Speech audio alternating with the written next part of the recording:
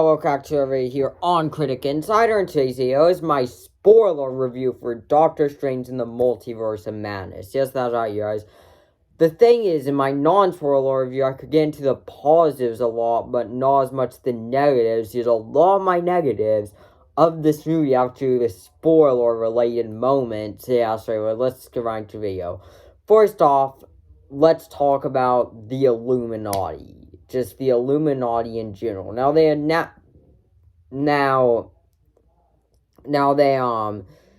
the members were introduced midway through the film. I thought they had very exciting introductions personally. Sucks that everyone but John Krasinski was revealed in the trailer, but however,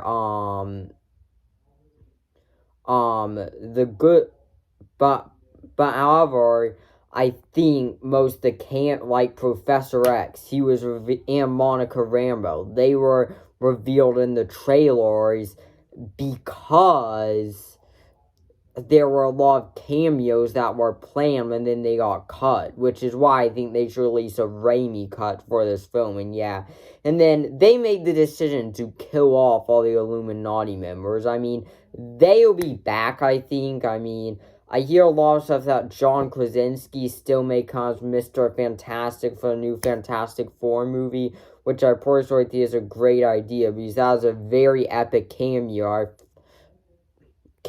I thought. So yeah, and I didn't want them to ruin it. But yeah, again, I feel like, I mean, look, like, the death sequence where, like, all the Illuminati died felt like the Suicide Squad a little bit. Like they're just trying to do it for fan service.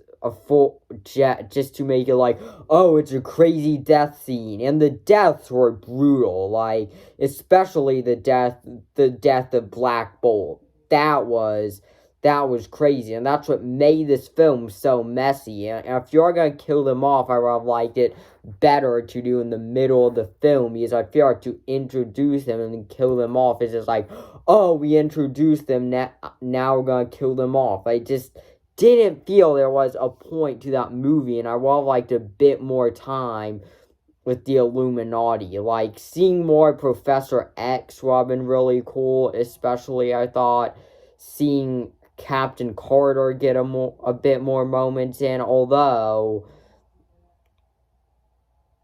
she was epic for the part she was in, and yeah, so yeah, also, Wanda definitely did not die at the end of this movie. Like, you could see a flash in there, and she obviously teleported. She did not die like some of you guys thought she did. However, a lot of people thought she did die, including myself, at that sequence after after the Darkhold was destroyed and everything. I was like, wait, did they just kill Wanda off? And then, no, they did not. But even to, like, maybe, like, kind of, like, trick you into thinking she had died at the end of this film, I've also felt like there wasn't really a point in that, but still kind of a cool way, I can admit, to, like, get fans guessing and stuff. So yeah, so that's about the end credit scene. I like the end credit scene personally. I'm excited to see more of Clea. I'm glad they chose Charlize Theron, a, like, noticeable actress as her, because no one knows who Clea is. Even me, while watching the post-credit scene, I was like, wait, who is this character? And yes, and that cliffhanger really did it too, where he now has the third eye. That was a great way to set up a third Doctor Strange movie. It really just gives me hype to see more of Doctor Strange in general. While this was not a perfect movie by any means, it did have a lot of setup. A lot of people think this is setting up Secret Wars potentially. I mean, I see that. And this movie was really big build-up. What was really big build-up. So yeah, so let's talk about the cameos. Were there not enough cameos, I thought?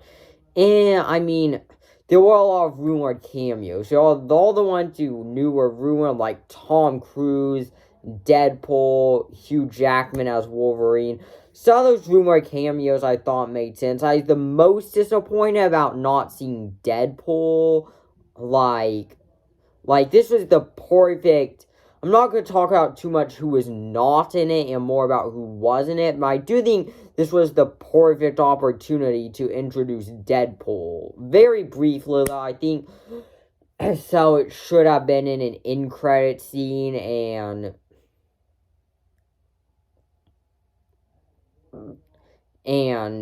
maybe a scene where it was like breaking the fourth wall or something. That would have been pretty cool, but not for him just like take over the whole movie. But a Deadpool cameo would have really worked. Heck, if it made sense, I would have loved to see Tom Cruise if it would have made sense. Like, I feel like at this point, at this rate, John Krasinski's cameo only makes sense if he's gonna come back. And yeah, but some cameos were just people